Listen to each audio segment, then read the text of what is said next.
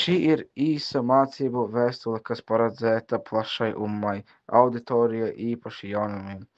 Musulmaņiem taču derēs arī nemusulmaņiem, lai iepazītos ar islāma būtiskām pamatlietām. Tajā aprakstīts, kā attiekties pret Korānu, ar cieņu lasīt to, pārdomāt un ievērot tā mācības. Vēstulē izskaidrots tauhīd, Dieva vienības doktrīna. Tā nozīmē, ka arī kas ir širk, elku vai starpnieku pielūgšana, un kāpēc no tā jāizvairās? Tā ietver lūgšanas salātu, aprakstu tas stāvokļus un sunna, kā arī skaidrojumu par abdestu, mazgāšanos pirms lūgšanas, pilno rituālu mazgāšanos, gusuļu, šķīstību un noteikumiem par tualetes atrašanos.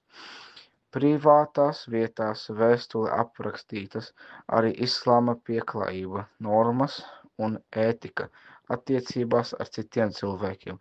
Noslēgumā ir pārtikas norādes, kā sagatavot mirušo musulmani, rituālā mazgāšana, ietīšana, zārka, kafan, bēru lūgšana, ženāza un apbēdināšana saskaņā ar šarītu.